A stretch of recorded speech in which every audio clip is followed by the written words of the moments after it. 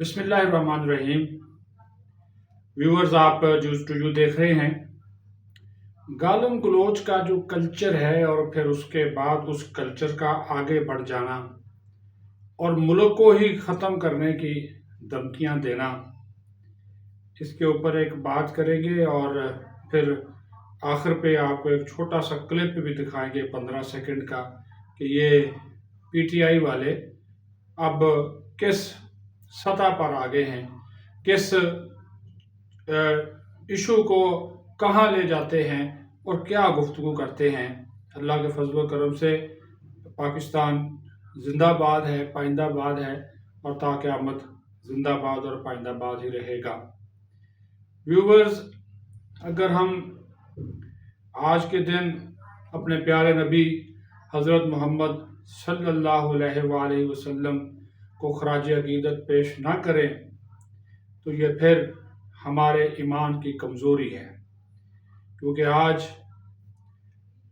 ईद मिलादुन नबी सल्लल्लाहु अलैहि वसल्लम है।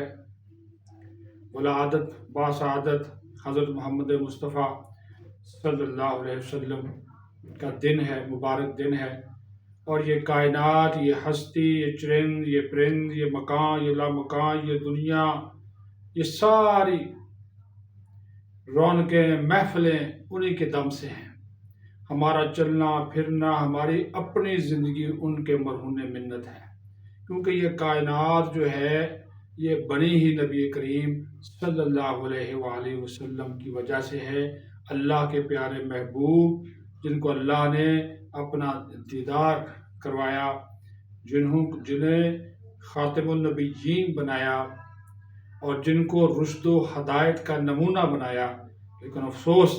हम जो है उनकी तालीमात से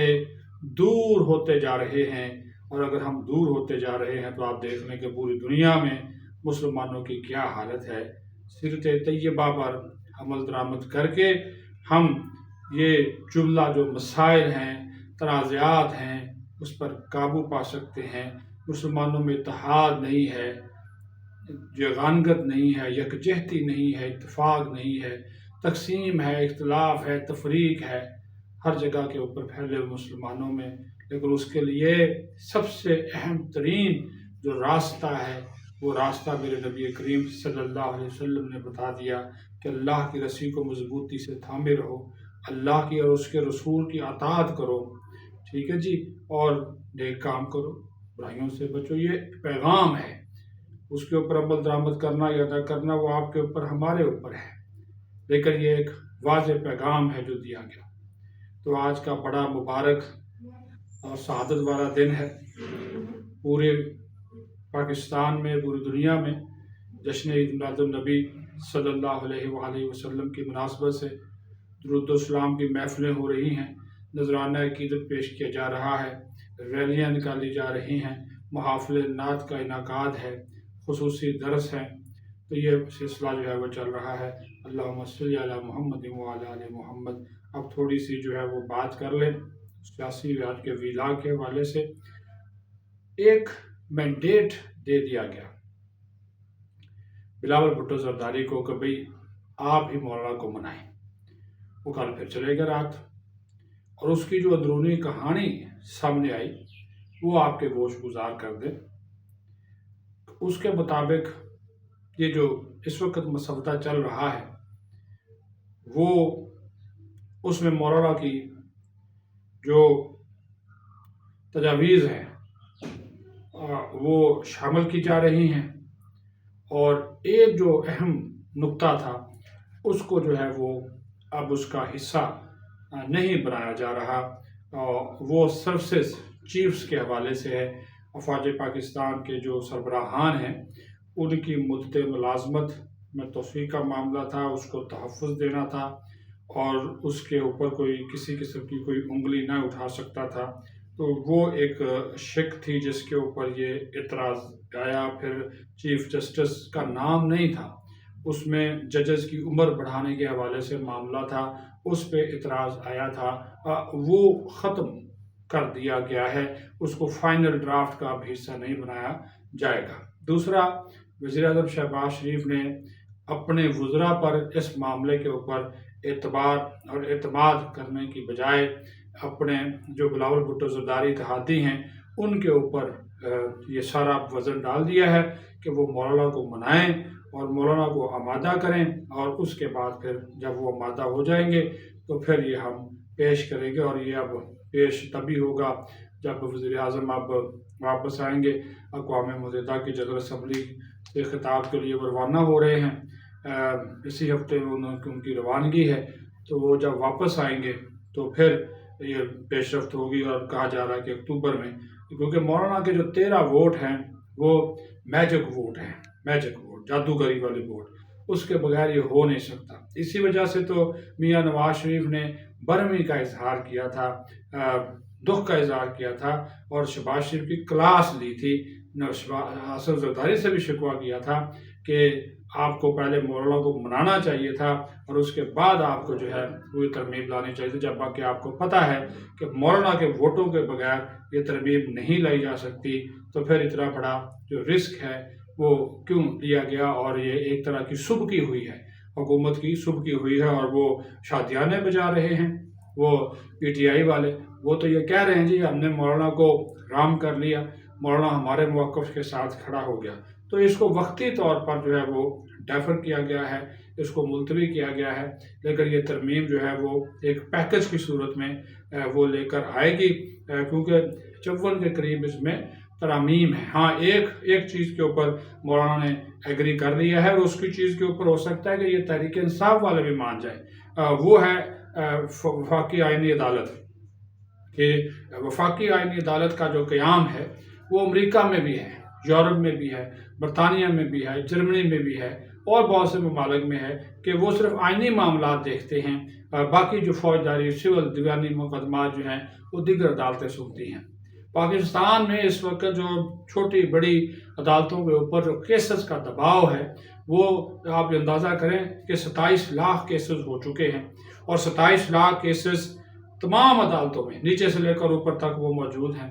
یہاں پہ سپریم کورٹ میں کیسز کی تعداد 60,000 تک پہنچ چکی ہے، تو جب ان کیسز کو آپ الگ کریں کہ آئینی معاملات سے تو یہ جلدی سنے جا سکیں گے، جلدی ان کا فیصلہ ہوگا، عوام کو جلدی انصاف ملے گا۔ تو آئینی معاملات کو دیکھنے اب تو یہاں پہ ہوتا کیا ہے، ہر جماعت حکومت کی حکومت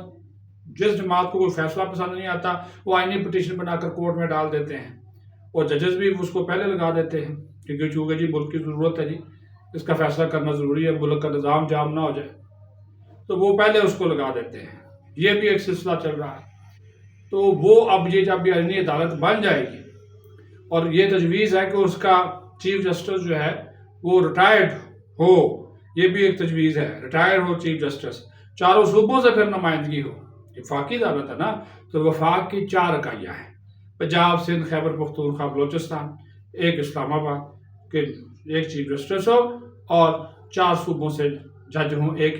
جج ہو، ٹھیک ہے۔ تو وفاقی عدالت صرف وہ جو ہے آئینی عدالت قانونی اور آئینی معاملات کو دیکھے، باقی جو کیسز ہیں وہ جو روٹین کی سپریم کورٹ ہے وہ ہے، اور یہ بھی کہا جائے گا کہ اب جو ایک جملہ ہے کہ چیف جسٹس آف پاکستان، اب اس کو کہا گیا جی chief justice of supreme court کا نام جو ہے وہ دیا جائے گا، یہ بھی تبدیلی کی جا رہی ہے۔ یہ موٹے موٹے میں پوائنٹ آپ کو اس وجہ سے بتا رہا ہوں تاکہ آپ کو اندازہ ہو کہ یہ ایک مسودہ جو بن رہا ہے اس میں کیا ہے، ابھی کوئی غلط بات تو میں نے نہیں کی، جو ابھی یہ چیز ہے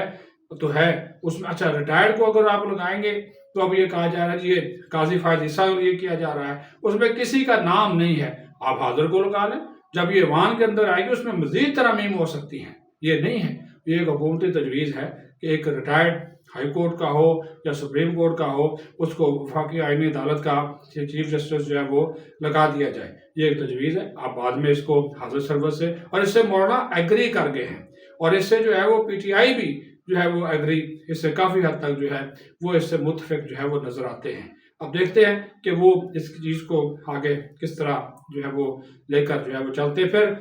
جو جوڈیشل کمیشن ہے اور پارلیمانی کمیٹی ہے جو ججز کی اپوائنٹمنٹ کے حوالے سے بڑی امپورٹنٹ ہے، اس کو ایک کیا جا رہا ہے، یعنی کہ ایک فورم پہلے جوڈیشل کمیشن سفارشات لیتا تھا، وہ پارلیمانی کمیٹی کو بھجواتا تھا، پارلیمانی کمیٹی جو تھی وہ مہر لگاتی تھی، صرف ڈاک خانہ تھی، اس کا کوئی اختیار نہیں تھا۔ اب کہا جا رہا ہے جی 8 ممبر پارلیمانی کمیٹی کے ہوں گے، باقی جوڈیشل کمیشن کے 8 ممبر یا 10 جو بھی ہے وہ مل کر فیصلہ کریں گے، اور اس کے بعد جو ہے وہ ججز کی جائے گی۔ اور پھر یہ بھی تجویز ہے کہ جو چیف جسٹس ہے وہ ایک پینل سے لگایا جائے، پینل جس طرح آرمی چیف کا پینل ہوتا ہے یا نیول چیف کا اور ایئر چیف کا، تو 4-5 نام جاتے ہیں جرنیلوں کے، تو ایک نام منتخب کر وہی طریقہ کار ہے کہ اس میں جو ہے وہ 4-5 سینئر موسٹ ججز کا پینل جائے پرائم منسٹر کے پاس، اور پرائم منسٹر ایک کو لگائے اور پھر ایڈوائس پریزیڈنٹ کو کام دے، جبکہ وفاقی آئینی عدالت میں ایک کمیٹی قومی اسمبلی کی 8 رکنی خصوصی بنے گی، اور وہ 3 ججز میں سے کسی ایک جج کو جو ہے اس کا چیف جسٹس یا جج جو ہے وہ باقی وہ لگائے گی، اور پھر وہ پرائم منسٹر کو بھیجے گی، اور پھر اس کے بعد پریزیڈنٹ کے پاس وہ چلی جائے گی۔ یہ تجاویز ہے، موٹے میں نے جو ہے آپ کو بتا دیا۔ اب یہ آپ آخر پہ کلپ دیکھیں گے، یہ نہیں کرنا چاہیے۔ دیکھیں پاکستان بڑی جدوجہد سے، بڑی قربانیوں سے جی یہ حاصل ہوا ہے، اور آپ جو ہے وہ شروع ہو جاتے ہیں۔ یہ نہ کریں، یہ پاکستان کے مفاد میں نہیں ہے کہ آپ پاکستان توڑنے کی باتیں کریں۔ کبھی آپ کہتے تھے عمران خان نہیں ہے تو پاکستان نہیں ہے، کبھی آپ کہتے ہیں جی عمران خان آئے گا باہر تو ہی پاکستان چلے گا، ورنہ چلنے نہیں دیں گے، جام کر دیں گے۔ ابھی بھی آپ یہ سینیٹر فلک ناز چترالی ہیں، ایک نجی ٹی وی کے پروگرام میں رات عمران خان کے حوالے سے بات ہوئی، تو اور بھی اس میں شرکا تھے، یہ حسن مرتضیٰ تھے، اور ایک اور صاحب بھی بیٹھے ہوئے تھے ناصر بٹ صاحب مسلم لیگ نون کے، تو انہوں نے فلک ناز چترالی نے اس پروگرام میں کہہ دیا کہ اگر عمران خان کو آپ باہر نہیں نکالتے، اگر عمران خان ختم ہو گیا تو سمجھے پاکستان ختم ہو گیا۔ خدا کا خوف کرے، وہ اب بیٹھا ہوا ہے، اللہ تعالیٰ اس کو بھی صحت اور زندگی دے، جو جتنی بھی جس انسان کی زندگی کو پتہ، لیکن اللہ تعالیٰ اس کو صحت اور زندگی دے۔ سیاست چلتی رہتی ہے، سیاست کریں، کھل کے کریں،